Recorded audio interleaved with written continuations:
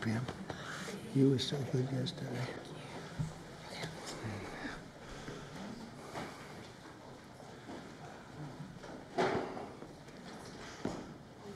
Thank you very much. I was just dealing with people from the Middle East, Arab people and other people on the potential peace deal for the Middle East. Peace for the Middle East, that's a beautiful phrase, and we hope it's going to come true, but it's very close. And they're doing very well. We have a great team over there, great negotiators, and there are unfortunately great negotiators on the other side also.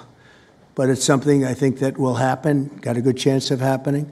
I may go there sometime toward the end of the week, maybe on Sunday, actually, and we'll see. But there's a very good chance negotiations are going along very well. We're dealing with Hamas and many of the countries. As you know, we have all of the Muslim countries are included. All of the Arab countries are included. Very rich countries and some that are not so rich, but just about everybody's included. It's never happened before. Nothing like that's happened before. And our final negotiation, as you know, is with Hamas. And it seems to be going well. So we'll let you know. If that's the case, we'll be leaving probably on Sunday, maybe Saturday, maybe a little later than Saturday evening. But that seems to be our schedule. It should be clear to all Americans that we have a very serious left-wing terror threat in our country. Radicals associated with the domestic terror group Antifa that you've heard a lot about lately, and I've heard a lot about them for 10 years. And other far-left extremists have been carrying out a campaign of violence against ICE agents and other officials charged with enforcing federal law. In Chicago, anarchists have surveilled at least 4 local ICE facilities and posted diagrams of the buildings online, meaning nothing but bad, accompanied by photos of specific ICE agents that they're targeting, one in particular who's a top person and a great patriot. In July, approximately a dozen Antifa-aligned militants stormed the ICE facility in Texas and then lured officers out of the building before firing dozens of rounds at police. They were crazy, frankly, shooting one Texas officer in the neck. And in Portland, Oregon, Antifa thugs have repeatedly attacked our officers and laid siege to federal property in an attempt to violently stop the execution of federal law. Everything we're doing is very lawful. What they're doing is not lawful. And what the governor and the mayor of, as an example, you could say of Portland, and you can say certainly of Chicago, it's not lawful what they're doing. They have to be very careful. In addition, 2 weeks ago, a radical left terrorist in Dallas conducted a sniper attack on a local ICE facility, killing 2 people and leaving behind a note that read, "Hopefully this will give ICE agents some real terror." That's bad.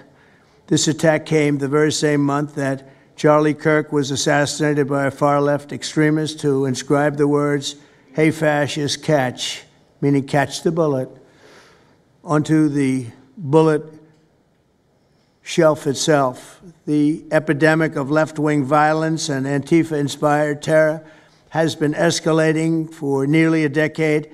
At universities, Antifa has organized riotous mobs to attack campus speakers. I see it all the time. And these are agitators, anarchists, and they're paid. And you'll find that out. You'll be finding it out very soon. You should see what we have on these people. These are bad people. These are people that want to destroy our country. We're not going to let it happen. They've used armed gangs to assault local police in cities nationwide, and they've attacked journalists reporting on their crimes. So the journalists that report on their crimes, don't worry, you're very safe. I hope that's not going to turn you around, but they have been very threatening to people, but we're going to be very threatening to them, far more threatening to them than they ever were with us, and that includes the people that fund them. Probably some of the people I know, some of the people I dine with, but if they do, they're in deep trouble. So we're going to be looking very strongly at the people that are funding these operations. When you see the signs, and they're all made out of a beautiful paper, beautiful, nice, stiff, very expensive paper, with beautiful wood handles, all the same, all the same color. They come from very expensive printing machines. These are not people that write out their signs in a basement that believe in something. These are paid anarchists. At least 3 of these courageous journalists have personally been victims of Antifa attacks. Andy No has been repeatedly beaten by Antifa thugs for his work in Andy is a very serious person, too, I have to tell you. I've been watching him for a long time. Is Andy here? That's what I thought. Hello, Andy. I thought that was you. You're looking better than you do out on those streets, huh? You look much better. It's nice to have you. You feel a little safer here, I think, maybe. Well, not that safe, because you have them. You have to worry about that. But thank you very much. Andy No has been repeatedly beaten by Antifa, and including one assault that left him with a brain hemorrhage. Only days ago, Nick Sortor was assaulted in Portland by a flag-burning mob, and we've made it 1-year penalty for inciting riots. We took the freedom of speech away because that's been through the courts, and the court said you have freedom of speech. But what has happened is when they burn a flag, it agitates and irritates crowds. They've never seen anything like it on both sides, and you end up with riots. So we're going on that basis. We're looking at it from not from the freedom of speech, which I always felt strongly about, but never passed the courts. This is what they do, is they incite. When you burn an American flag, you incite tremendous violence. We have many examples of it, many examples of it, and it's actually down on tape, and you see things happen that just don't happen unless it's the flag that's burning. Very recently, Katie Davis Court was hit in the face with a flagpole in Portland by an Antifa radical, leaving her with a very blackened eye. So, Katie, thank you very much, and I'd like to also say that I watched Nick. Where's Nick? Is Nick here? Nick? Hi, Nick. That was a rough time you went through. I hope you got my little note. I wrote you a note.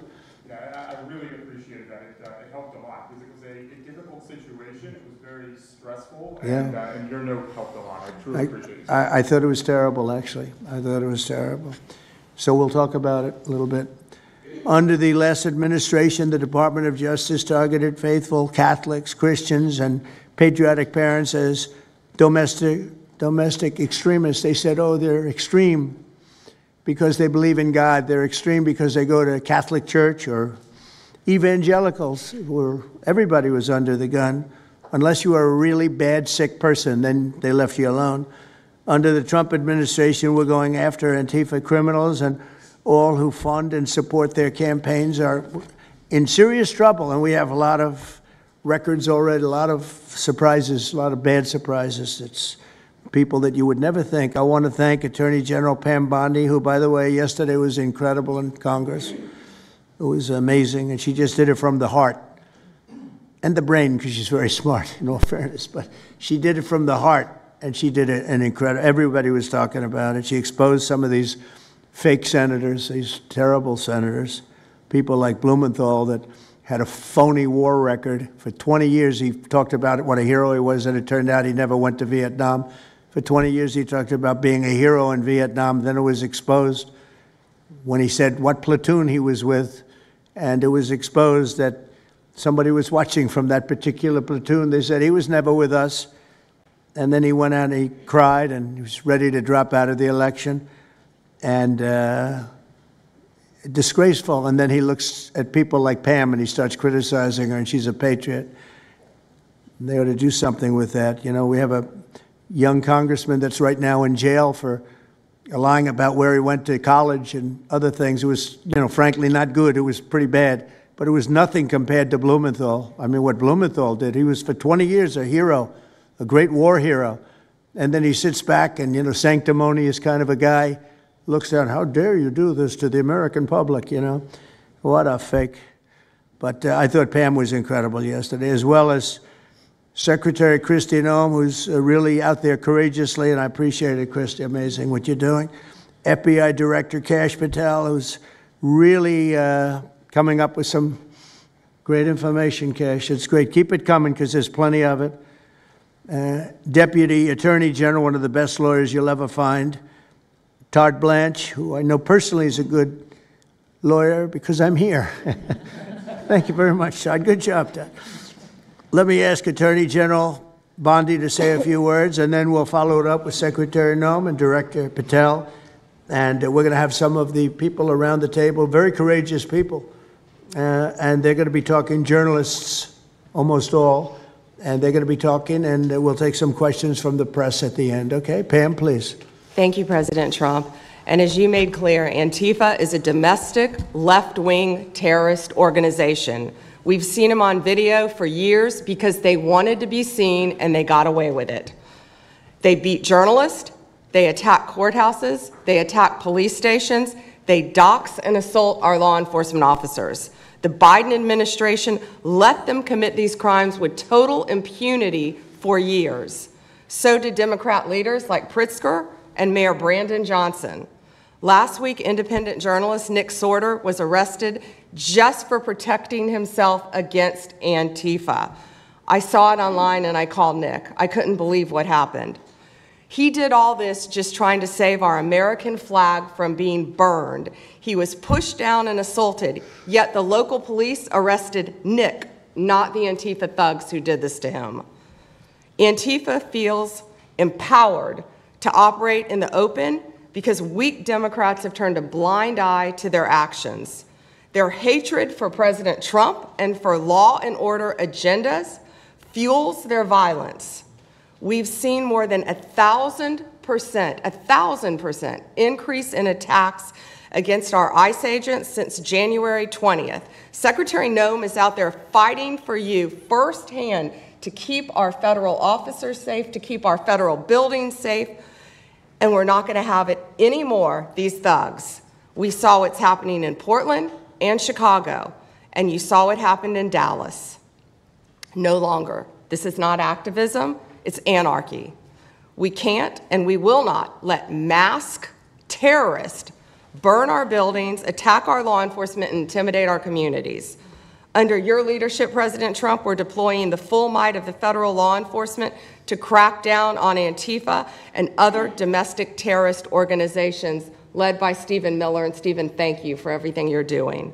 Last week, I issued a memo ordering our federal law enforcement agents, DEA, FBI, U.S. Marshals, and ATF to protect ICE officers from Antifa and other radical left-wing violence. Director Patel has been going nonstop. He and Deputy Attorney General Blanche were in Chicago yesterday. While Secretary Noem was in Portland, we are around this country fighting against this domestic terrorism. We had Apple and Google take down the ICE block apps. Hope they continue to comply with that. It's threatening the safety of our federal law enforcement officers. We're not going to stop at just arresting the violent criminals we can see in the streets. Fighting crime is more than just getting the bad guy off the streets. It's breaking down the organization brick by brick. Just like we did with cartels, we're going to take the same approach, President Trump, with Antifa. Destroy the entire organization from top to bottom. We're going to take them apart. Thanks to your bold leadership and the designation of Antifa as a terrorist organization, which is exactly what they are, Americans will no longer tolerate their unhinged violence. Thank you. Thank you very much, Pam. Christy. Well, thank you, Mr. President, and thank you for hosting today and focusing on Antifa and the terrorists that they are. Let's not make any mistake. These individuals do not just want to threaten our law enforcement officers, threaten our journalists, and the citizens of this country. They want to kill them. Their agenda is to destroy the American people and our way of life, and this president is standing in their way. He is stopping them from bringing their death and their destruction to the individual citizens in this country that just want to raise their kids and their grandkids in peace and in safety. I want to also thank everyone around this table for being so bold and so brave, for standing up and recognizing the threat that Antifa is to our way of life. By recognizing how advanced they are, how sophisticated their networks are, how they've infiltrated our entire country, and we're seeing them play out with their tactics from city to city and how they have built out their funding mechanisms. And, sir, I also want to thank our Treasury Secretary for his work in getting to the bottom of these funding mechanisms and individuals who are perpetuating this violence on our American cities. I was in Portland yesterday and had the chance to visit with the governor of Oregon and also the mayor. They're in town, and they are absolutely covering up the terrorism that is hitting their streets. While you talked about some of the stories of our ICE agents, our Border Patrol agents, how they have been attacked, how they have been shot at, injured, the damage that they've done, these leaders in these local cities, along with Pritzker and Johnson, ignore what's going on, or, sir, they're helping Antifa cover it up. We have arrested dozens of individuals that are Antifa members or affiliated with them, and I want to thank our Attorney General for prosecuting them and making sure they never see the light of day again.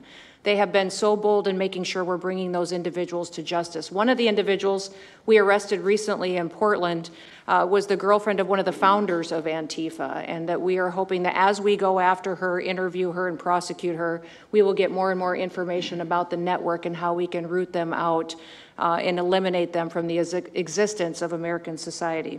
I want to thank the new journalists here today for telling their stories and for being able and willing to go to the streets and to cover what's happening here in America. Many times the legacy media has looked the other way, refused to tell the stories. The networks have not really focused on what this is and what damage it is doing to our country, and how this network of Antifa is just as sophisticated as MS-13, as TDA, as ISIS, as Hezbollah, as Hamas, as all of them.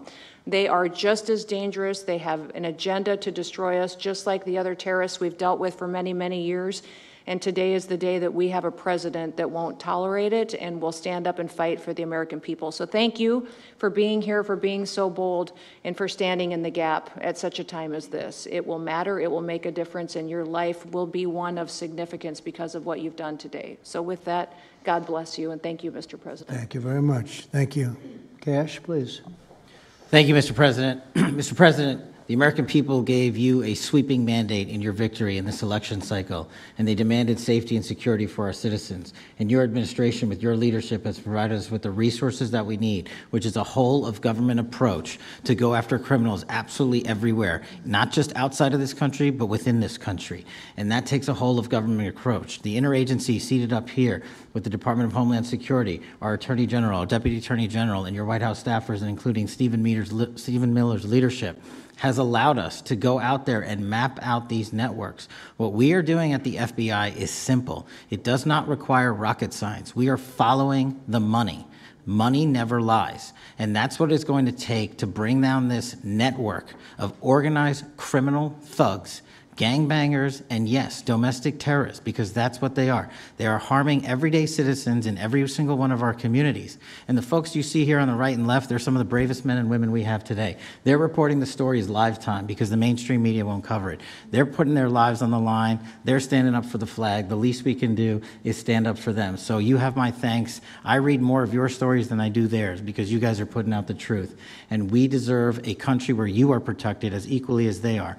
We, in this FBI, will go after with the criminals with a vengeance. We will not rest until we find every single seed, money, donor, organization, and funding mechanism that we have. And I want to echo the Secretary's comments on Scott Bessent, who's allowing us to map out these networks through their financial criminal activities, which has been going on for decades. And I would like to remind the American public, they built this diseased temple of corruption over decades. And in 8 short months, Mr. President, you have crippled their foundation because of your leadership here, because of the interagency, because of people like Deputy Attorney General Blanche, and because of Attorney General Pam Bondi's fearless leadership to go after criminals wherever they are. They will not be able to hide. They were able to hide and conspire with prior administrations, and we are exposing their corruption from within. And we will go to every single city in this country under Operation Summer Heat and the other operations we are doing at the FBI to bring these criminals to justice. We will arrest every single one of them from whatever perch you sit in, private or public, no matter how your goal or your ambition is. It will be crushed by the Constitution because the American people deserve law and order, and that's what we're going to give you. Thank you very much, Cash. Great job. Maybe we'll start over here. Would any of you like to say something? Feel free. You can say it in front of a fine group of people, also journalists and reporters. You want to start? Sure. Go ahead. Absolutely. President Trump, members of the cabinet, really appreciate you guys bringing this together. And the fact that we are here today on such short notice shows how serious you guys are taking this issue of trans terrorists and frankly, the cities and police departments that are cooperating with Antifa, such as Portland. I mean, the Portland politicians are literally willing to sacrifice their own citizens just to appease these Antifa terrorists. It's sickening. I've seen it firsthand, obviously. When I went to jail that night, never expected it to happen. I thought that they were maybe removing me for my own safety. It never crossed my mind that I was the one that was being arrested for a crime after I was just thrown into a hole. I heard from the Department of Homeland Security after I had gotten out of jail, and one of your, I won't say exactly who it was, but somebody very close to Secretary Noem over here, said that they were legitimately worried for my safety in the Portland jail. But luckily, the Portland jail was, I was the only one there, essentially, because they don't actually arrest people in Portland, besides conservative journalists, I guess. So, look, I'm glad that it was not a good night for me. Let's just say that. It was not fun sitting in that jail, but I'm glad to see what has come of it. And I've been able to talk to a bunch of FBI agents, ATF agents, DHS agents that I didn't even know existed until I went there and went to that ICE facility. And the morale is at an all-time high. It is so exciting to see these guys know now that they have the backing of the Secretary, the DOJ, as well as the President of the United States, and they are there to do their job. They are going to fulfill this mission and deport these violent criminals. I believe one of the ones that I did a ride-along with Secretary Noem yesterday, President Trump, and there was a pedophile that had come into the country 5 times over the past 7 years. 7 years, and apparently under the Biden regime, that was just allowed to happen. That was fine. No problem.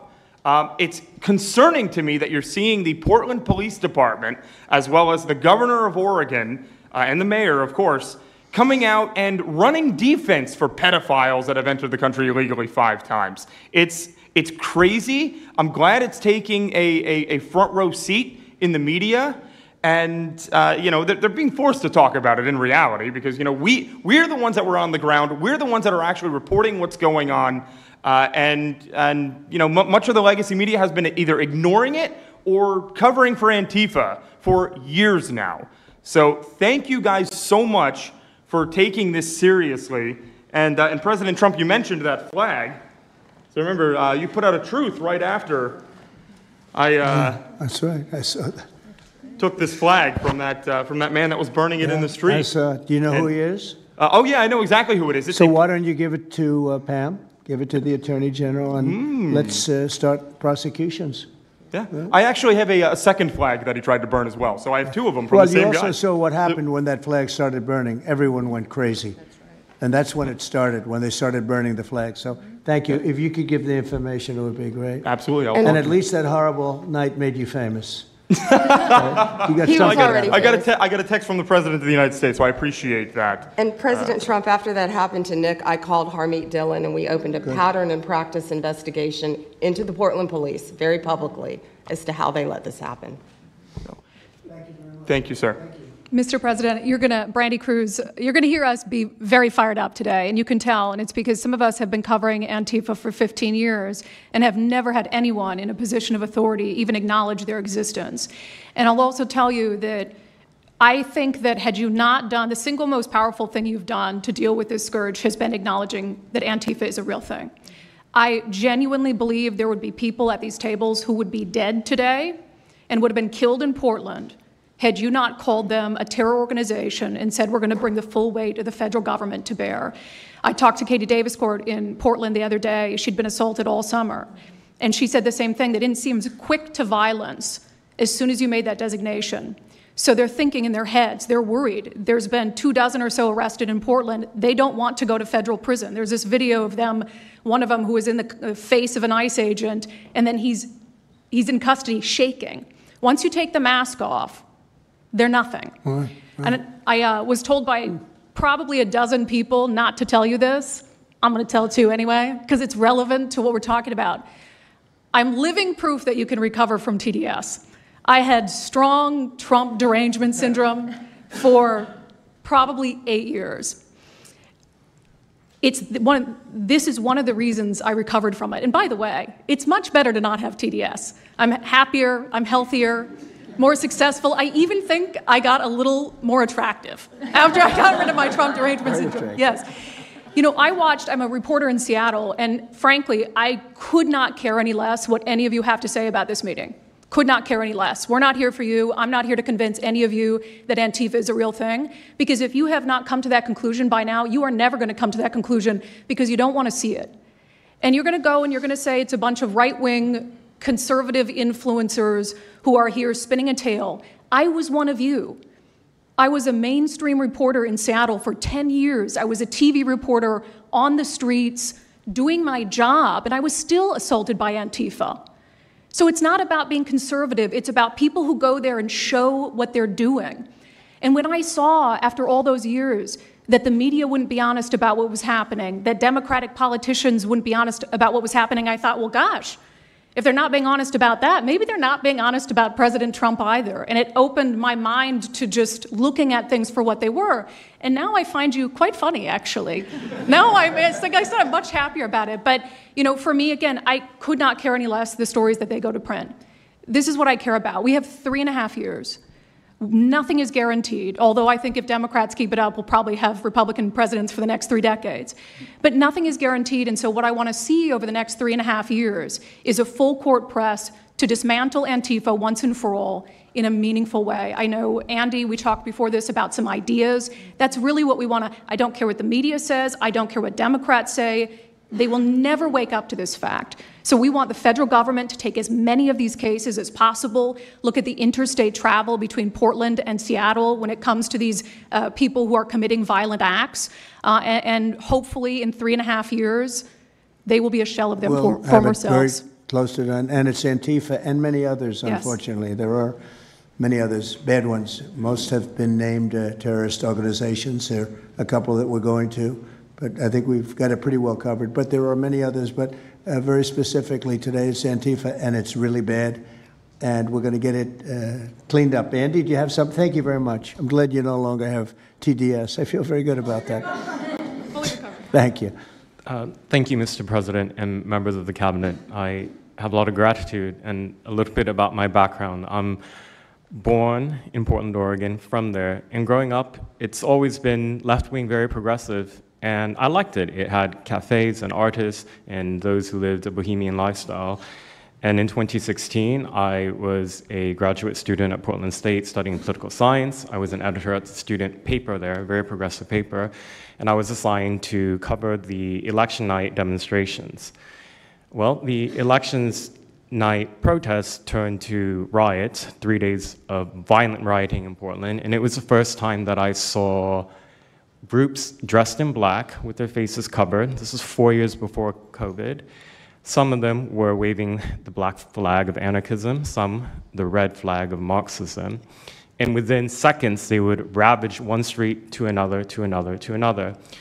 And the next day, I would read the legacy media, which I still read at that time and looked forward to, and I looked up to those journalists. And I was really shocked to see that the narrative was that these, in my view, anti-democratic political violence was legitimate acts of protest because people were concerned about racism or all these other lies. And so for the next 4 years, I just continued going out with my video camera. I thought, look, people can ignore what I write because of spin, but videos can quite speak for themselves.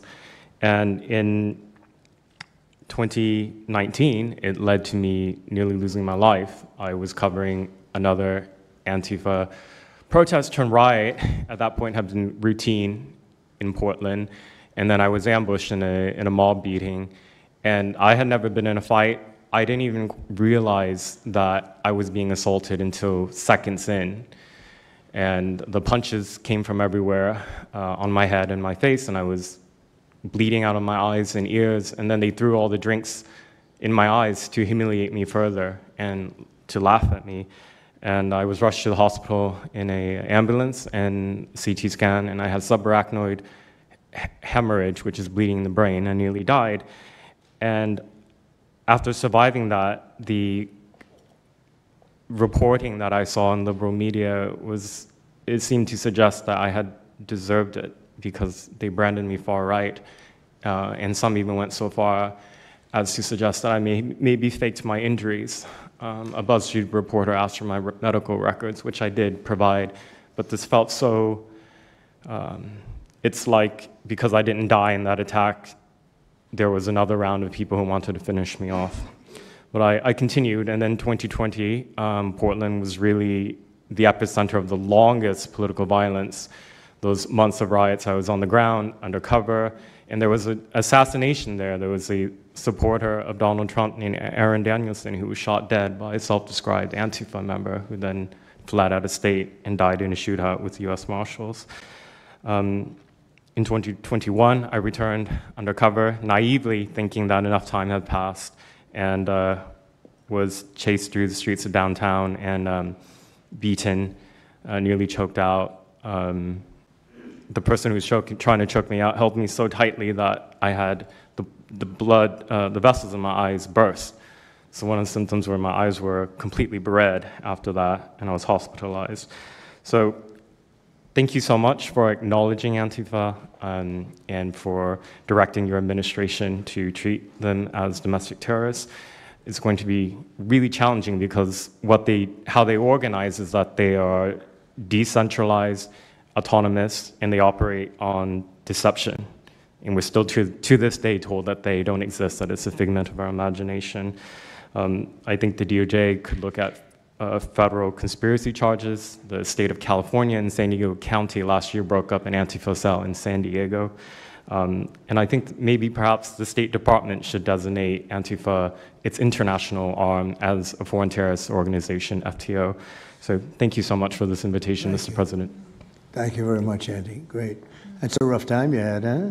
So the chokeout was almost the end, you felt? Yeah, that was my only near-death experience in my life, and I'm quite shaken when I think about it now. It really feels unbelievable to me that on the streets of America that this type of violence against citizens could become so routine and accepted and cheered on by people. Although, in the immediate aftermath of Mr. Kirk's assassination, we saw again that type of depravity play out on quite large swaths of the left. So there's a deep sickness that's in this country right now, and it pains me a lot to acknowledge it. Yeah, the amazing thing is you look at Portland, and you see fires all over the place. You see fights and, just violence. It's just so crazy. And then you talk to the governor, and she acts like everything is totally normal. There's nothing wrong. It's almost like, are you waking up from a dream or something? You see it on your network. You see it all over the place. And it's so bad. It's so crazy. It's like the movies you see for the kids. I guess not only the kids, adults also, where you have these bombed out cities and these bombed out people. It's like worse than that. I don't think they could make a movie as bad. And then the governor will get up and say, I don't know why they're coming here. It's such a wonderful place. And the amazing thing is the people want us to be there. The people, when they get the real people that live there, many of them have left, but the real people want us to be. The same thing in Chicago. So they've had 60, 70 murders over a short period of time. Murders, people that got shot. They've had hundreds of people shot, and then a guy like Pritzker, or this low IQ mayor, gets up.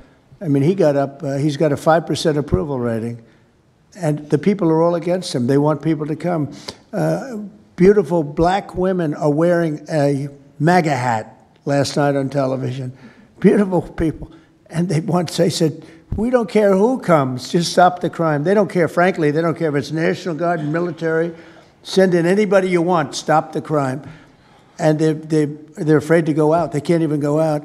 And then a guy like Pritzker, think of that, 50, 60, 70 people over a short period of time murdered, actually murdered, mostly gun violence, but knives, but gun violence, they're murdered, and hundreds of people shot. They had one weekend where they had like 18 murdered and 71 shot. But they said, you know what their excuse is? Yeah, but it was a long weekend. In other words, it was a long weekend, so that was okay. And then Pritzker gets up and he says, like, I don't know what they're talking about. We don't have crime here. They're crazy. I think actually they're petrified. You know, their families live there, everything else. I actually think they're scared. Pritzker was a failure in his family. They threw him out of the family business. Guy's a loser. But you know what? They actually, I believe they're scared. They're actually frightened for their lives. Jack, please say a few words. Mr. President, thank you so much for having us here today and holding this roundtable. Antifa is real. Antifa has been around in various iterations for almost 100 years in some instances, going back to the Weimar Republic in Germany. And it's now been just under 1 month since we saw a far leftist murder Charlie Kirk, and we saw thousands upon thousands of people, other far leftists and people in positions of authority, people like nurses and pilots and doctors and HR departments celebrating the death and the murder of Charlie Kirk. This sickness that's out there is absolutely real. And Mr. President, thank you for mentioning the fact that one of the bullet casings read, "Hey fascist, catch" on it. One of the other bullet casings right next to that had Bella Ciao written on it. Now, Bella Ciao is a song that is known in Antifa circles as the international anthem of Antifa. And all of us around this room that have studied Antifa, we're very familiar with these symbols. And Mr. President, I think the situation is getting worse. When you look at people like Luigi Maggioni in his 20s, Thomas Matthew Crooks, of course, who took a shot at you, sir, the ICE shooter in Dallas, and now this Tyler Robinson, we're starting to see a pattern of more and more murderous violence.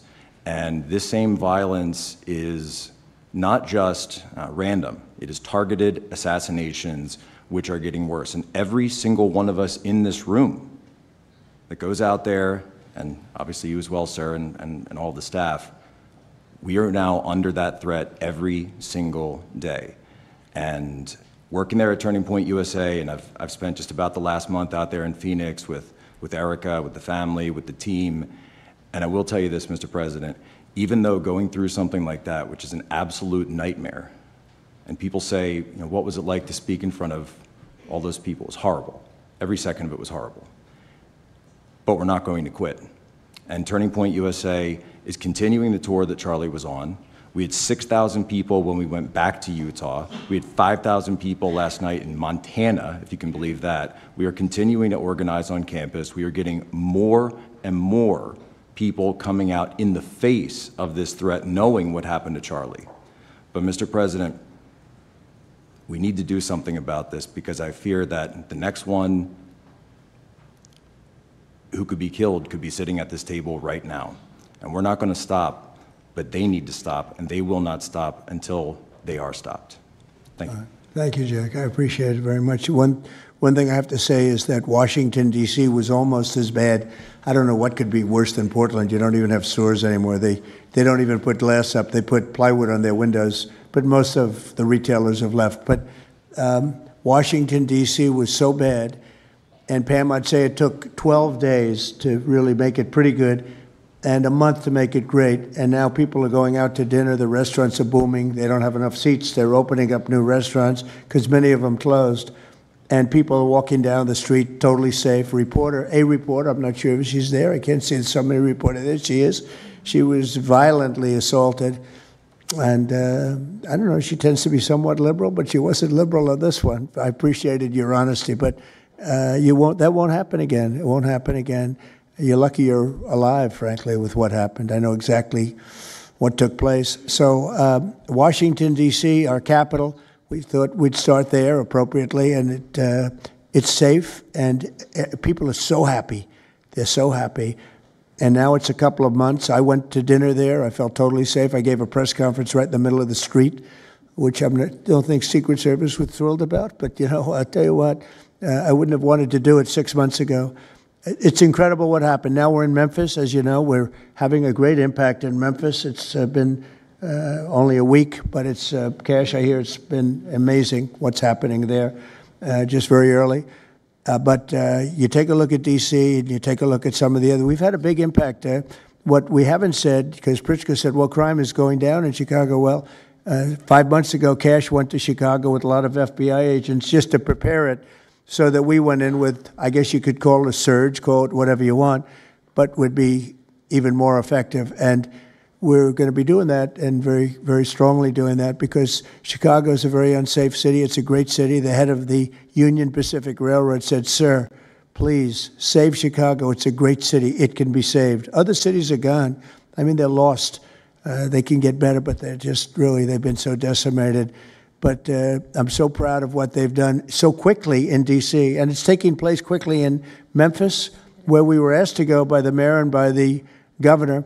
And it's really incredible what we can do and how fast we can do it.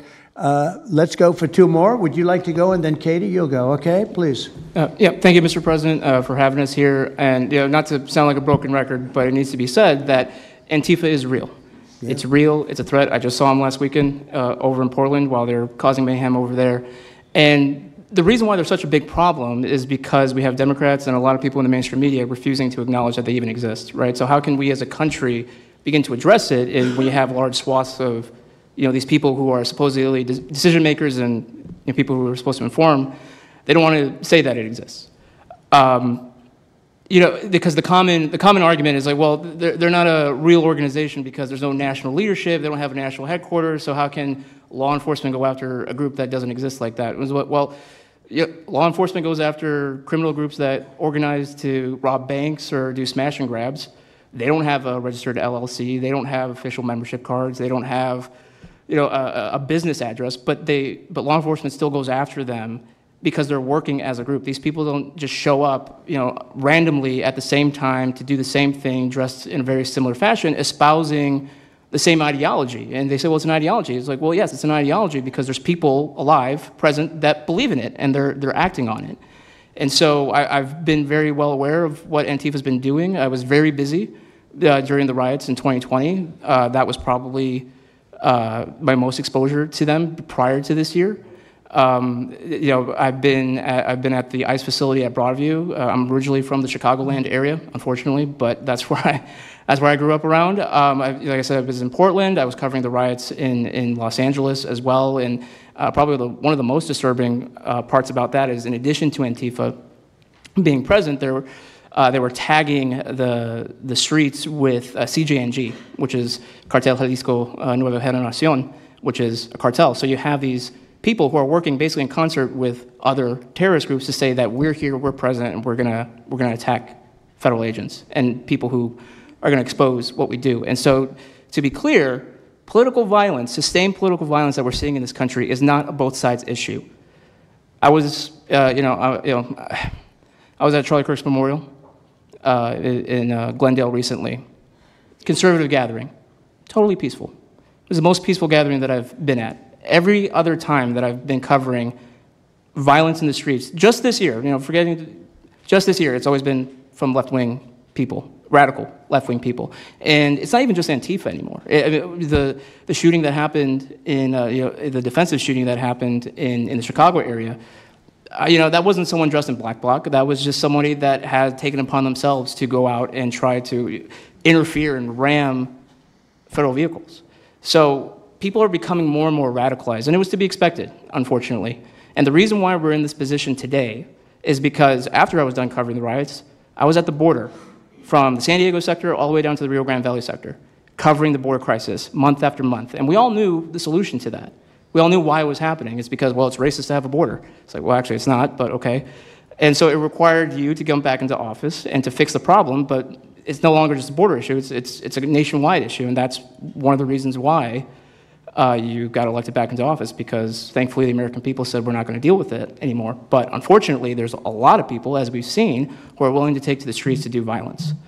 And that's a scary thing, because typically when I was in 2020, I was covering Minneapolis, Los Angeles, Portland, Seattle. I was over in Chaz, and that was to be expected. But now, because the issue of immigration, illegal immigration, is so widespread, riots can happen anywhere. Attacks can happen anywhere.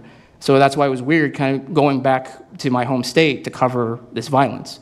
I mean, just after the Dallas shooting, they were chanting outside Broadview, shoot ICE, shoot those, efforts, shoot those efforts. So I'll just leave that. Thank you so much again for having this. This is very dangerous.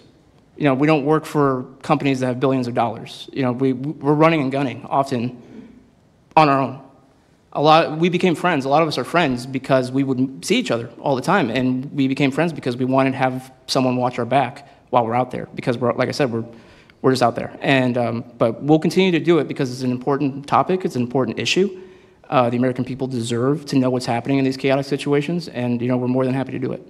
So thank you, sir. Great job. Thank you very much. Katie, please. Hi, Mr. President. It is an honor being here today, and I first wanted to start by thanking you guys for designating Antifa a terrorist group. It's exactly what this group is. It's a long time coming. I'm an investigative journalist from Seattle. I work for the Post Millennial alongside Andy No and Jack Posobiec.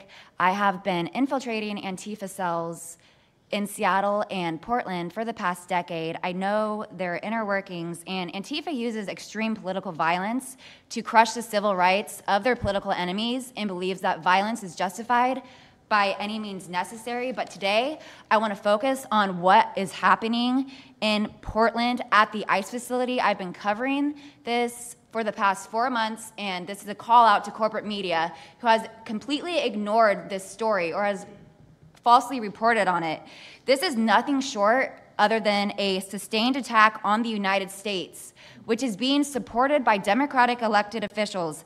The Portland Police Bureau has completely abandoned several blocks outside the ICE facility, giving away their jurisdiction to a terrorist group who has spent the past 4 months harassing, assaulting, and intimidating anyone they perceive to be against their cause. Not only have federal agents been relentlessly assaulted for more than 100 consecutive days, black-clad anarchist militants concealing their identities behind black facial coverings have been assaulting reporters just for trying to cover their crimes. Today, I am sitting here with a black eye and a concussion after being violently hit in the face with a metal pole while reporting outside the ICE facility just this past week. After the attack, I immediately went to three Portland police officers who refused to detain the suspect. I took the time to chase down the suspect in the streets, had her held for 35 minutes. I was waiting for Portland police to come, and they never came. Then that's what opened my eyes to what this group is actually doing. I watched 20 Antifa militants help my assault suspect escape into an Antifa safe house that is 1 block away from the ICE facility. And this safe house is where Antifa-affiliated protesters are conducting paramilitary operations. It's where they're arresting, they're showering, they're eating to continue this occupation. I have staked out this safe house and have observed shift changes. This group is highly organized. It is being funded through mutual aid groups, and they have no plans of stopping. Residents living across the ICE facility have been held hostage by Antifa. They're begging for federal intervention. The city refuses to help, and they want you, President Trump, to come in and restore law and order. I want to stress the importance of taking this situation seriously because when I first started reporting on this occupation, I went undercover in Black Bloc. I talked to these Antifa militants. I lasted for about a month. They believe that ICE agents are the Nazi Gestapo who need to be killed. They told me that directly, and I think that if this situation is not taken as seriously as it is, it's just a matter of time before someone gets killed. And thank you for having me. Thank you, Katie. That's pretty incredible. The only question nobody can answer is why. Why are they doing this? They're like insurrectionists. They're terrible people. But you really wonder why. Why are they doing it? What are they gaining other than they're obviously paid? They're paid a lot of money. Go ahead, please. Mr. President, if I can answer that question, the reason why they're doing it is because the same media that's sitting in this room with us has declared all of us at this table Nazis and fascists, and they've been doing this for years. This is why Antifa feels emboldened to attack us.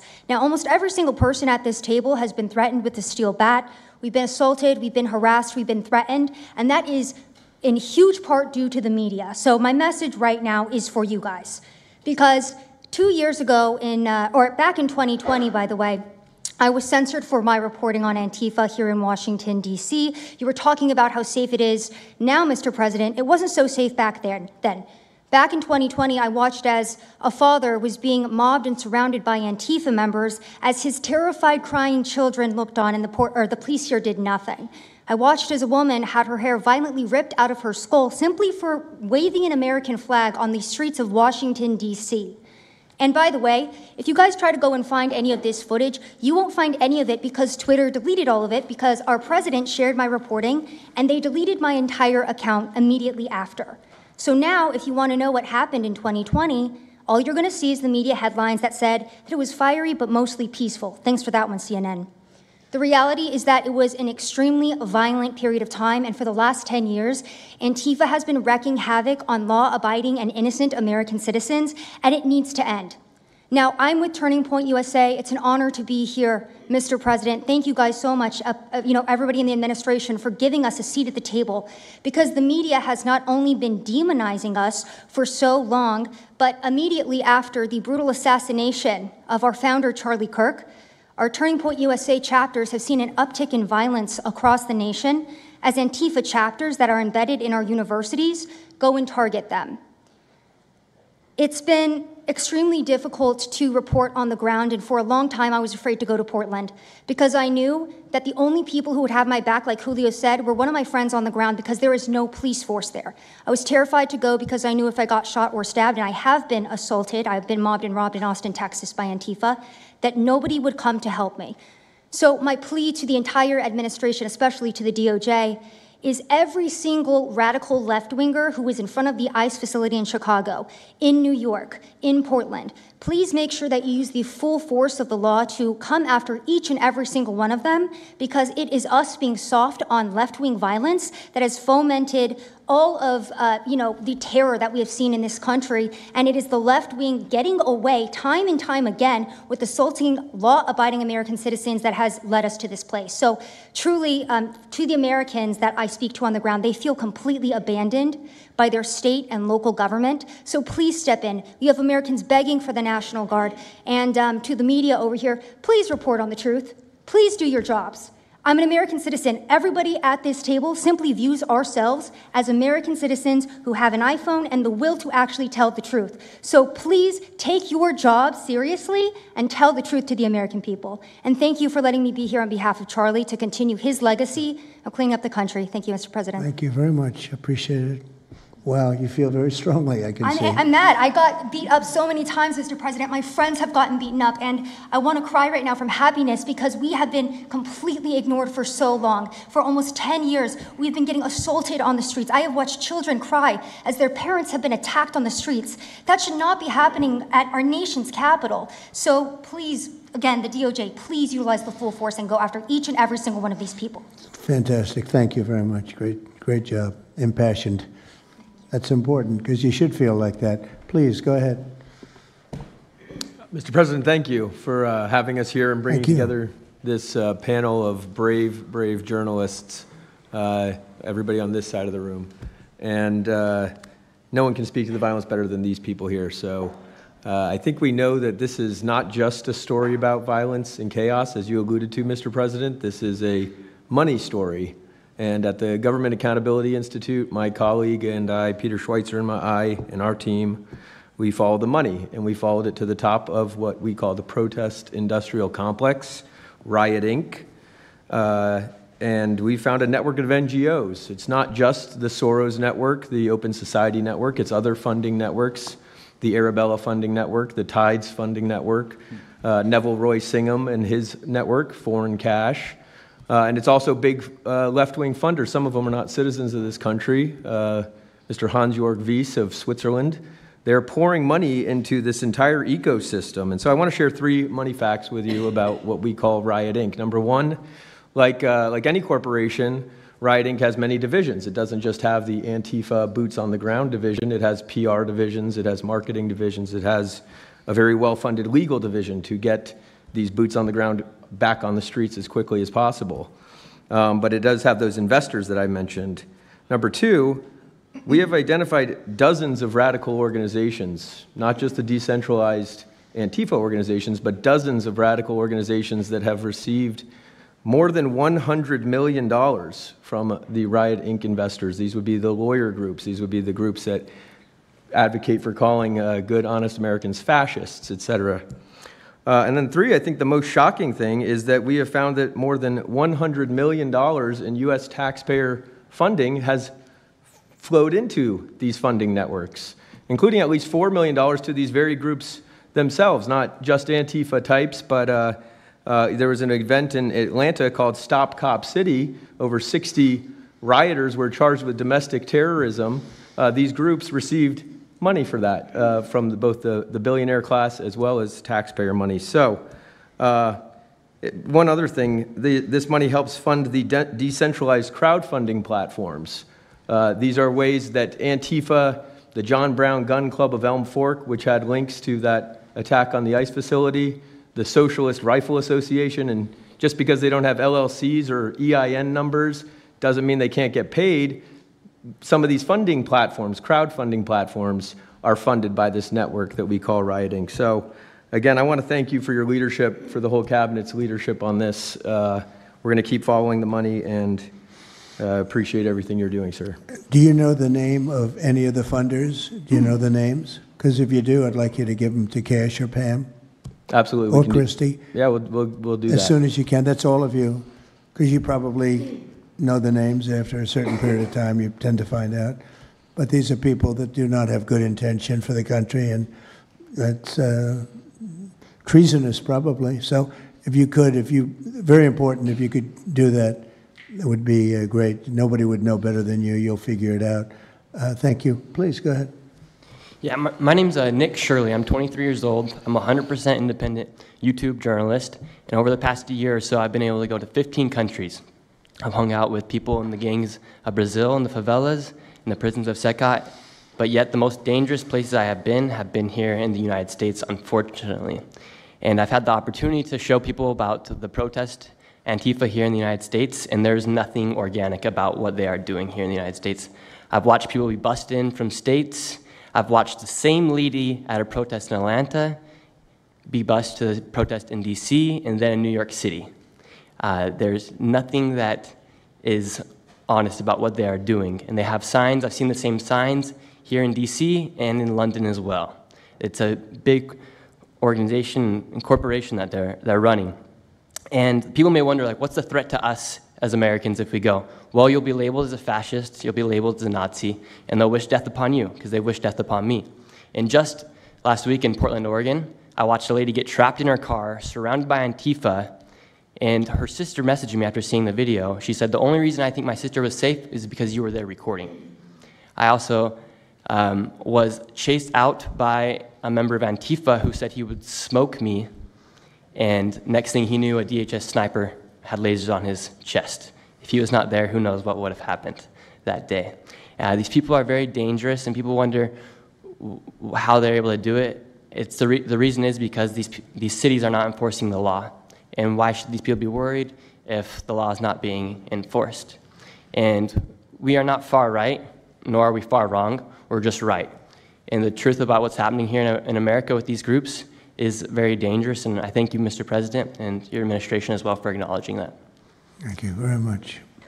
It's too bad you have to go through it. I know, it's a little crazy, right, Mr. President? Well, you're going to get to the bottom of it, so it's a very important thing you're doing. Thank you very much. Please, Cam. Yeah, I've just got something very short. I'm attacked every time I do my job. When I leave my house to go to work, I am violently assaulted. I've had guns pulled on me. I've been bear sprayed. I've been beaten down. I've been almost killed. So my question for all of you is, how would you feel if every time you showed up to work, masked militants tried to kill you?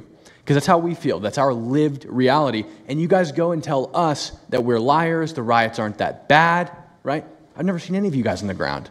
In fact, I've never seen anybody representing the companies you work for on the ground. You guys come to us for interviews that never get published. Stop saying we're lying. We're not. We risk our lives every day to do the job that you guys are too afraid to do. What network would you say is the worst, if I could ask? Oh, man, that's a real tight spot. Honestly, it's a simple question. And it's just, well, there's a lot of people in this pool, and I would say I'm not talking about Fox. I'm not talking about Newsmax or any outlet that resembles them, so I'll let you guys put the pieces together on who I'm exactly talking about. Who would you say? Which network would MSNBC, you say? for sure. Oh, they're terrible. I agree. They're CNN, terrible. probably close, yeah. Yeah, I'd rate it that way, yeah. MSNBC, that's Brian Roberts. Yeah. That he allows that to happen is a disgrace.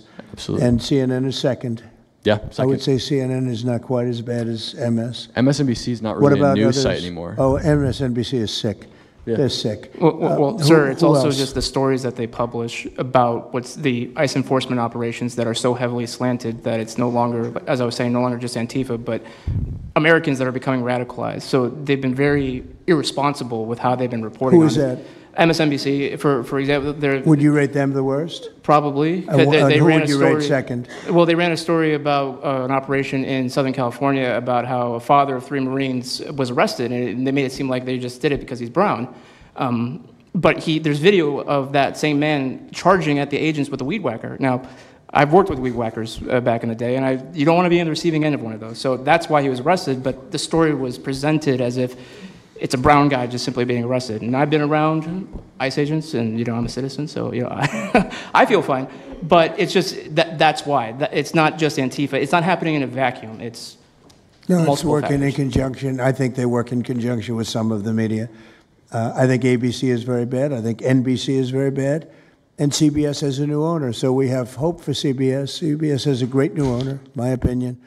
But I will tell you, ABC is terrible. NBC is terrible. NBC's MSNBC too. They changed it. They moved it over legally so they couldn't be tainted by the words MSNBC, but they are absolutely terrible. There are a lot of them. What about independents? Independent networks. They're a little bit better, but I would say that we're an example of how you don't need to be part of a super large company to be able to do just basic journalism. All you got to do is sit and record, and you'll let the story play out. And that's why they hate us. That's why Antifa targets us. Well, I watched a level of dishonesty that's incredible, where answers are changed. Like just before the election, an answer was changed by Kamala. She gave a horrible, death-defying, election-defying answer, and they took the answer out and they replaced it with another answer that she gave 5 minutes later, having to do with a different subject, but at least it wasn't election-defying. No, the level of dishonesty with the media is incredible, whether it's on Antifa or many of the other groups. You're talking about Antifa, and I know that's close to your heart because that's the one that's most affecting you. But there are others that are as bad or almost as bad as Antifa, having to do with different people, different sections of the world. But it's terrible. We're not going to let it go on in this country. We're not going to let it go on. And a big problem is not all of them, but some of the networks out there. And you do wonder why. You really do. Okay, please. Go ahead, yeah.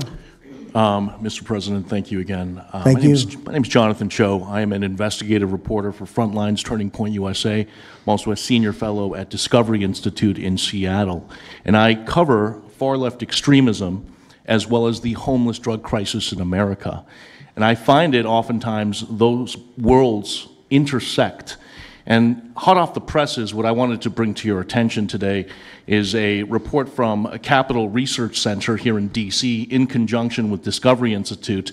They just put out this study right now. And what it shows is that Antifa is heavily embedded in the homeless and housing nonprofit sector. In many cases, the homeless industrial complex is running cover for Antifa. Antifa is benefiting from American tax dollars, and they're essentially being used as the muscle. Let me give you an example. There's a group called Stop the Sweeps in many U.S. cities right now. They get in front of encampment sweeps. What they're doing quietly is they're bringing in Antifa militants to manufacture a crisis to make the police look bad. Another group right now that is behind Antifa and working with Antifa very closely, based on the research that we have right now that we're going to give to you and your team, are the Democratic Socialists of America, also known as DSA. Again, these far-left progressive groups tend to be aligning themselves with Antifa. So finally, in closing, what I wanted to thank you again, Mr. President, is that a few months ago, earlier this year, you put out an executive order on homelessness and the drug addiction crisis in America, and that's sent the entire homeless industrial complex on the run. You have absolutely moved the needle and changed the game. But what's also come out, again, is that there is a connection, a deeply embedded connection with the homeless housing nonprofit game in America, connected to Antifa and the far-left activists. And finally, I just wanted to say that all of our resources at Turning Point USA and Discovery Institute are at your disposal, and we will continue, again, to carry on the legacy of Charlie Kirk. He would have wanted us to pursue and chase this story. Well, he was a good friend of mine, as you know, and he helped us get elected. Us, it really is us. It's even some of them, but not too many of them, not enough of them. And did you notice when we mentioned CNN and MSDNC, the cameras went off. 2 of the cameras immediately went off, but they're not going to cover it anyway. The problem we have is that this is a very important meeting, but you'll see very little press about it. These are major statements being made by major people, including the people right here, and you're not going to see too much about it. They don't like to cover this kind of thing. So it's very dishonest what's going on there. I think the press is a big factor. Please, go ahead. Thank you, James. Mr. President, thank you so much for having us all here to bring attention to this matter. You know, you did mention MSDNC, CNN, a handful of those other outlets that have been lying about, I mean, various things, but especially what ICE, the brave men and women over at ICE have been doing. I was talking to Antifa members in Portland the other day, and you know, a lot of these people genuinely believe, they buy these lies, and they genuinely believe that they're fighting against literal Nazis and not brave men and women that are putting their lives on the line to basically, you know, enforce basic immigration law, right? That everyone seemed to agree with up until maybe a few years ago, a handful of years ago. So once again, thank you so much for having me. My name is James Klug. While my primary job is traveling around the country, having conversations with Americans about various political topics and issues, you know, I have had a lot of run-ins with Antifa over the last 5 years. And I do think that Antifa is a primary reason why many conservatives are afraid to go out and protest and make their voices heard and maybe bring friends and family to a demonstration and exercise their First Amendment right, because they are literally deathly afraid. And I talk to these people all the time. They're afraid of militants showing up in black bloc and hurting them and their families. And, you know, I've personally witnessed Antifa assaulting hundreds of police officers. I've witnessed them firebombing police departments and federal property. I've witnessed them making death threats against federal agents, police officers, journalists. I think I've witnessed every single person here, maybe not personally, but I've seen them get, you know, hunted down and attacked. And so, you know, this is a group that is responsible for a good percentage, if not a majority, of the violent riots in 2021 and 2020 when Democrat mayors had a kind of a hands-off approach with these left-wing militants. Just as a quick reminder for everybody, we're talking about dozens of murders that happened in those riots. We're talking about billions of dollars of damage to property and communities all over the country. We're talking about thousands of officer injuries. So this isn't just like some little thing that they're, you know, oh, they punch a journalist here and there. No, they're responsible for a lot of damage and a lot of people that have, you know, unfortunately died and basically suppressing people's voices, you know. And so what I did want to talk about is to get this footage, almost every single person in the room here, to get this footage, you have to go undercover because you are at risk of being beaten or worse. You have to go undercover. You have to film low-key to capture them committing crimes. This is stuff that the mainstream media was not doing and has not been doing. They'll show when Antifa is maybe, it's a little bit more peaceful, and they'll show when it's more mellow, but they'll remove the cameras when things get violent and it's actually dangerous to be here. And I have personally witnessed legacy media vans showing up at a riot 300 yards away, getting out of the vehicle, filming for 30 seconds, saying something like, you know, fiery but mostly peaceful, packing up, and to add insult to injury, you have Democrat politicians that are saying, it's just an idea, right? That's all this is, so it's just an idea. After all of this chaos, it's just an idea. Well, that idea has threatened to kill me and many of my friends that are here today. So, Mr. President, thank you so much for bringing this to the forefront, and it's definitely making a big change. Really appreciate you. One question. So why is it there are numerous groups? I mean, Antifa is terrible, but you have other groups that I guess probably are almost as bad or just as bad. Not one other group was mentioned. I'm sort of surprised at that. You just come into contact with Antifa? It seems to be that you mostly come into contact with Antifa, please. There's a lot of overlap, and I would say that, for instance, Jonathan brought up the Democratic Socialists of America. They're basically the same thing. I mean, there's a lot of Democratic Socialists of America who are out there in black bloc, hiding their faces. And so I think we use, and I do understand, for the record, I do understand the challenge, as Andy pointed out, with Antifa as a graspable entity. I do. But at the end of the day, when you look at behavior, you prosecute behavior, right? We're not prosecuting ideas or ideology, you're prosecuting behavior. So whether you can prove that this amorphous thing is Antifa or someone has a patch that says Antifa, it doesn't matter. Did they assault someone? Did they assault a federal agent? Were they engaged in rioting? What is it? And so they're always using that, oh, well, they don't call themselves Antifa, even though some of them literally do. It's called Rose City Antifa. How long has it been around in Portland, Andy? Since 2007. They call themselves Antifa. In Seattle, I was outside the federal building, and they were yelling, "There's no police here, this is Antifa land." And then at the same time, Democrats, like our governor, oh, Antifa is an idea. But yeah, I think Antifa can overlap with a lot of other entities and organizations. Okay, very good. Thank you. President Trump, I just wanted to add this real quick, because you were asking which mainstream media outlet is the worst. What I think, it's any of them that decided to call Kilmar Abrego Garcia Maryland Dad. Because when I'm out there on the street talking to these people, they call Maryland Dad is this human, he's actually a human trafficking MS-13 gang member that's illegally in the country. But the amount of people on the street that I spoke with that thought that he was a U.S. citizen that was being deported to Uganda is dangerous. These people genuinely believe, based on what comes out of the garbage standing over here, that you guys are deporting U.S. citizens. So that's what's causing all these problems. So when you have a governor like Pritzker in Chicago, where you have Illinois, which is in a lot of trouble. Chicago's there, potentially a great city again. It's not great now, but it could be great again. That's why we have to get there soon, because eventually you can't do that. What makes a man like that say that things are wonderful? Why doesn't he say, we love that President Trump is going to come and help us clean up Chicago and make it safe again, as opposed to fighting us and pretending that there weren't 50 murders and 200 shootings and all of that? Why is that? Go ahead, Nick. To spite you. To spite the administration. That's simply what it's about at this point. Because, if you go and talk to some of these citizens, like I'll use Portland as an example again, because I've been there for so long now. You talk to the neighbors that live in the apartments next door to the ICE facility.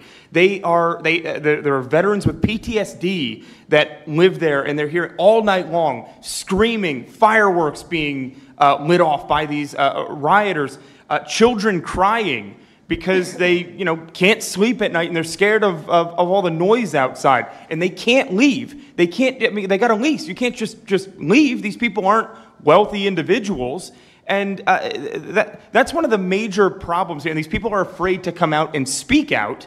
And they're getting no help from their government at all. They've been begging for the noise ordinance to be enforced outside of their apartment complex for months now, and the city of Portland has ignored them every single time. The victims are, as I said, they're afraid, but the governments aren't doing anything because they want to spite the administration. It's all political. And the politicians make you feel like you're foolish, like there's something wrong. Like, how could President Trump be saying that about Chicago? And yet the night before you see that, 11 people were shot, 5 people died, and you have him talking about like it's a wonderful situation. They make you feel guilty. And a lot of people don't get over that. They just don't get over it. I think they convince the people. Do wealthy people leave too or not? Places like Portland, are the wealthy people leaving? People that can leave, are they leaving? I think that they're moving to the areas that have been gentrified. I mean, the Oregon governor, when she was saying, we don't need Trump here, she's walking around. It's a very tight shot, if you notice that. And she said, Portland's just fine. You know, look at me. And they'll focus on the couple areas of Portland that are very nice. That, and there were explosions in the background. Yeah. I mean, there was a reason they cropped it in. Explosions in the background. Sir, Anybody have anything else to say over here?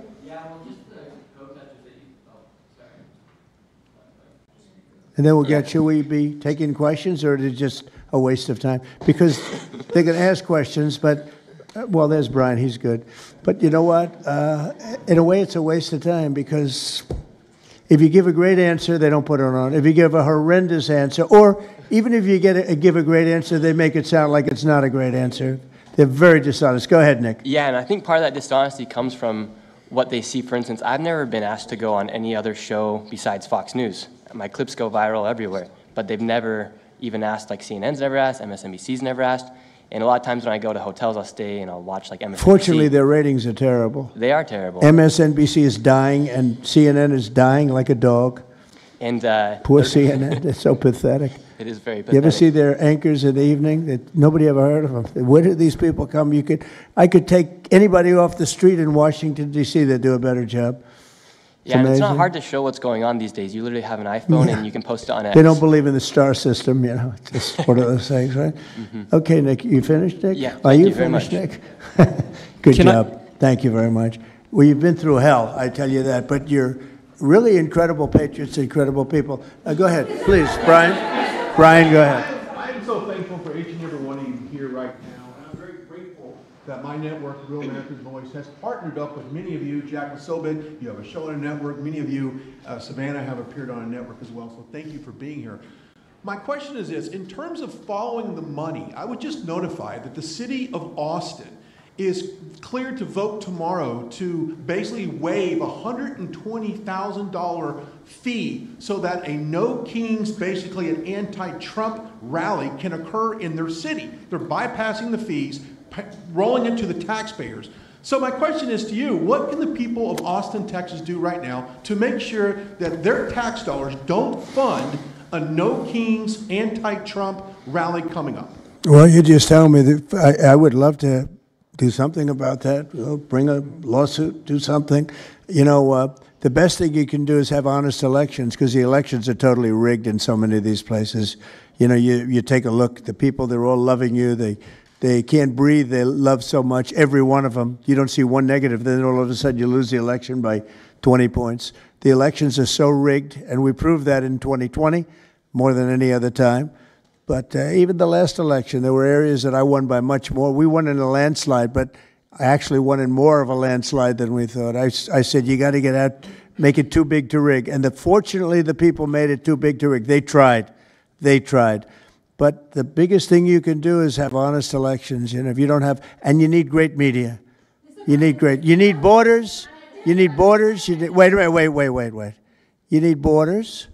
You need honest media. You need honest elections, and you have a great country, and you need all three of them. Yeah, go ahead. To a lot of these radical groups that you talked about inside here. So thank you for removing. I would like you to make a big deal, though, if they're waiving a fee, but I guarantee they wouldn't waive it if it was it's not Trump. If it were a conservative rally, they wouldn't be waiving it. So maybe you can look into that, Pam. Todd? That sounds like one for Todd, Pam. Go ahead, Todd. Good luck. Thank you. Proof that Antifa actually. Who are you with? Who are you? I am with what network? I'm with Al Arabiya. It's an Arabic network based in Riyadh in Saudi Arabia. But I am the foreign pooler today. Mr. President, you said that you might go to the Middle East on Sunday. Do you mean Egypt and Israel? And would you consider going to Gaza to see what things are on the ground? Yeah, I would. I might do that. I may do that. We haven't decided exactly. I'll be going to Egypt most likely. That's where everybody is gathered right now, and we appreciate that very much. But I'll be making the rounds, as the expression goes. I probably will. Go ahead. Mr. President. Go ahead. Just to clarify, you said you might go to Gaza. You're saying on who are you with? Topic. I'm representing the TV pool, but I'm with NBC, sir. That's too bad. Go ahead. Well, just to clarify, you said you might go to Gaza, and then the second question I had earlier today, you said the mayor of Chicago and the governor of Illinois should be jailed. Have you asked the Justice Department to look at possible charges? No, I've seen the law, and when you have a group of people where the police call off the safety for ICE officials, I've understood that, and I've read it today in numerous journals, that that's illegal. What they did is I guess it was ICE, Christie, right? They were under threat, and the police were helping beautifully, and it was fine, and then all of a sudden, a woman was on the line saying, everybody, move back, get out, and they were given an order by the second person in the police department, and the governor knew about it, the mayor knew about it. I understand that's a criminal offense. Do you want to comment on that, Christie? Yes, sir, we're seeing that kind of pattern happen with local law enforcement and state law enforcement, not just in Illinois, but also out in Oregon, too. In fact, in Portland, I was there yesterday, but some of the ICE officers were telling me that as they drove by the rioters that were saying, kill ICE agents, Molotov cocktails, melt ICE, that the Portland police were cheering them on and had their fists in the air cheering on the rioters that were threatening their lives. So in Chicago, we had a 10-car caravan trail our ICE officials and pin them down. And those ICE officials, to get out of their vehicles, a woman tried to ram them and run them over, and shots were fired to get them to safety. So it's happening on a regular basis, and any elected official that allows this to happen and gives cover to those kind of individuals who are perpetuating murder should absolutely be prosecuted, in my opinion. Mr. President, Daniel. And by the way, we have Marco Rubio. Marco, come on up here, please. He's going to bring a little stability to this group. Come on up. Does everybody know Marco Rubio? Is there anybody that doesn't? Some of the reporters don't. That's why they shouldn't be reporters. Which job is he here for today, Come sir? on up here, Marco. Anything we should know about the Middle East? That's what we're hoping to talk to you about here, Mr. President. Once they leave. He's doing a good job. He was born for this job, I can tell you. Daniel, please. Mr. President, thank you very much. I have two questions for you, if that's okay. Seamus talked a little bit about the money aspect of this. Do you believe if you go after where the money is coming from with Antifa, in regards to Antifa, do you believe that would be similar to cutting the head off the snake, so to speak? And It would help. I don't know that it would be totally complete, but it would certainly, you'd knock out 75%, 80%, 85%. These people, a lot of them don't believe it. You know, when I watch them, I say, I can almost tell a pro by, they're like professionals. That's all they do. And they get paid by somebody. I think it would knock out a lot of it. Yeah, not all of it maybe, but a lot of it. And then a follow-up to that is a lot of the people who we've listened to over the last hour, they've emphasized that Antifa, it's not necessarily this big organized thing. It's a bit ambiguous. It's deorganized. I think that's one of the words that Andy used. What is the challenges of going after a group that makes it intentionally difficult to go after and find? That could be for you, the Attorney General, anyone up there. Well, they're smart people, and they deceive. A lot of them are crooked people. A lot of them have been staying out of trouble their whole lives, and they've been bad from the day they were born, frankly. But these are sick people. Pam, go ahead, please. Well, they're smart, but they're not smart enough. Oh, my microphone's broken. They're smart, but they're not smart enough. They have been covered by these liberal cities for so many years. And that's why we're all working with Treasury, with all these different departments, to find the criminal conspiracy. Okay. I'm just giving. I was just given a note by the Secretary of State saying that we're very close to a deal in the Middle East, and they're going to need me pretty quickly. So I will take a couple of more questions. Please. Thank you, sir. I also have two questions for you, if I may. Have you given any more thought to possibly suspending habeas corpus to not only deal with these insurrectionists across the nation, but also to continue rapidly deporting illegal aliens? Yeah, it's suspending who? Habeas corpus, sir. Oh, I don't know. I'd rather leave that to Christie. What do you think? No, sir, I haven't been a part of any discussions on that. All right, go ahead. In the ceasefire This is CNN speaking, by the way. So, Are you You know, this is participating? one of the worst reporters that you'll ever see. I don't even want to take a question. It's a waste of time. Go ahead. Mr. President, how will you decide which workers get back pay and which workers do not? Well, we're going to see. Most of them are going to get back pay, and we're going to try and make sure of that. But some of them are being hurt very badly by the Democrats, and they therefore won't qualify. Go ahead, please. What will the administration do to foreign Antifa organizers and funders who are located overseas? Go ahead. In the yellow, please. So the Nobel Peace Prize will be announced on Friday. You've been nominated by many world leaders. By many, many countries. That's by many right. countries as well as the hostage families. Do you think you will win? I have no idea. I mean, look, I did settle. Marco would tell you we settled 7 wars. We're close to settling an 8th. And I think we'll end up settling the Russia situation, which is horrible. 7,000 people died last week, by the way, in Russia, between Russia and Ukraine. I think we'll settle that. So I don't think anybody in history has settled that many, but perhaps they'll find a reason not to give it to me, you know? Perhaps they will. President, are you personally participating in the ceasefire negotiations? Thank you. Going to the shutdown quickly, what is your position on the extension of health care subsidies, which is what Democrats are asking for? All I want to do is very simple. I want to get the country open, and then we're going to discuss that. And we'd like to, Obamacare is a horrible mess, and it has been from the beginning. We want to make it better, stronger, even if it costs more money, we want to make it better. The Democrats want to make it worse. The Democrats want to approve health care for illegals coming into our country, many of them coming in from prisons and mental institutions and drug dealers. They want to give them health care. We don't want that for our people because that's going to destroy the health care that we already have. We'd like to make Obamacare better for people, less expensive and better health care. Yes, ma'am. Mr. President.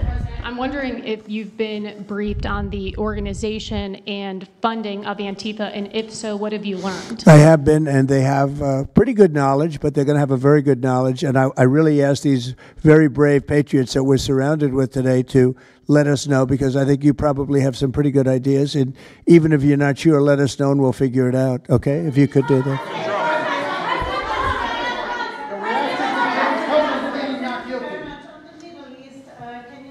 You're from Italy? No, I'm from France. Can you specify how close we are to the deal? Would that be announced today, tomorrow? And do you want to see the hostages released before you travel to the region?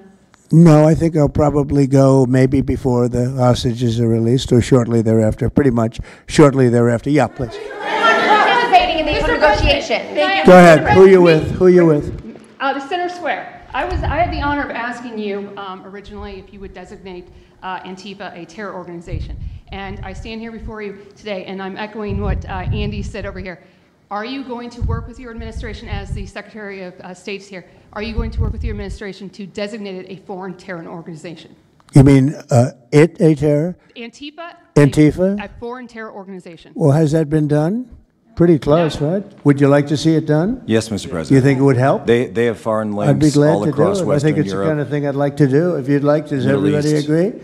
If you agree, I agree. Let's get it done, okay? Let's get it done. Marco, we'll take care of it. Mr. President. That's international, you mean? Yes. International. Mr. President. Sounds good to me. Foreign terror organization. Steve, are you okay with it? Yes, it's true. There are extensive foreign ties, and I think that would be a very valid step to take. Good, I think so too. Yes. Good, I think it's a good point. Thank you. President, are you planning on personally participating in this? On the shutdown, we are now about 1 week away from military service members missing their paychecks. We'll always take care of our military. Would you encourage Congress to pass a standalone bill to pay our service members? Yeah, that probably will happen. We don't have to worry about it yet. That's a long time. You know what 1 week is for me? An eternity. 1 week for me is a long time. We'll take care of it. Our military is always going to be taken care of. Yeah, please. Blue dress, blue.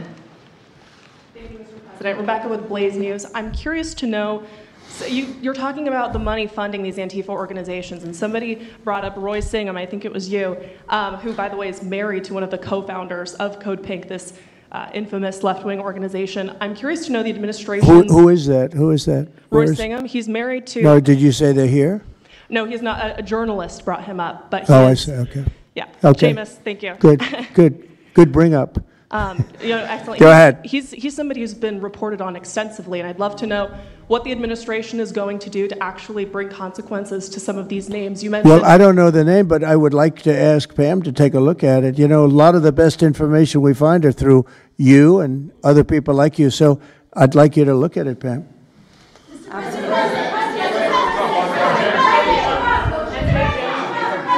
In the back, please. Compelling proof that Antifa did infiltrate on January 6th, dressed up like Trump supporters and incited violence. Is that something that you would want the new J6 committee at Congress to look into? Well, I've heard that. They dress up like, they're fresh out of MAGA, but they have nothing to do with MAGA. And they make trouble and they try and blame it. And yeah, we know some of that and we will be acting on some of that. We've seen it. So I think you could stay a little longer, but you know, the problem is, although you have some very honest journalists in here, you also have some largely dishonest journalists like MSDNC and CNN. I think they're very dishonest, unbelievably. It's like a waste of time even talking to them. But I have to go now to try and solve some problems in the Middle East, although I'm very well represented by our Secretary of State. He could probably do an even better job than me. But who knows? We don't want to take any chances. So we're going to go and do that. If you'd like, Pam, would you like to stay for another 5 minutes, 10 minutes while we have all these great people? And I'll let Pam and Christy take over and get some good points out. I just want to thank the people around the table in particular. You've been amazing. You've been brave. You're real patriots. You're real patriots.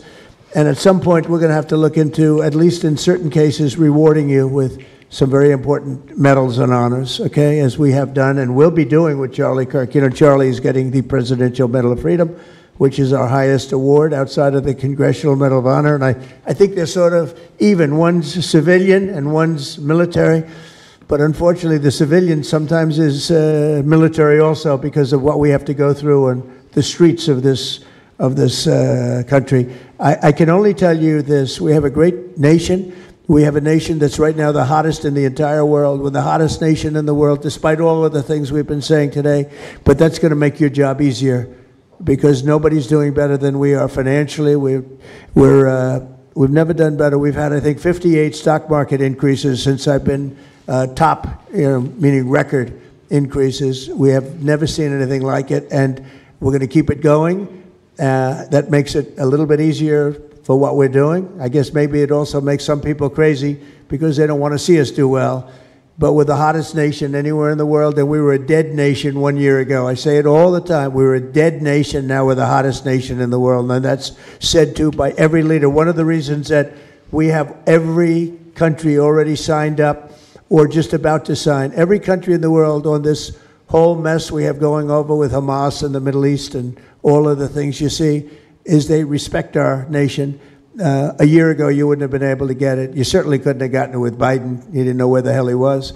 But a year ago, you wouldn't have been able to have a situation like this. So I just want to thank the people around this table, and certainly the officials around the table, because they've been incredible. They've been brave. And I watched yesterday, Pam, and I watched a little bit. I thought it was so good. I rounded up, and I watched it late in the evening because I thought you were fantastic yesterday. You really, look, you had some wonderful senators, some great politicians asking you very fair questions, and you had some real slime balls.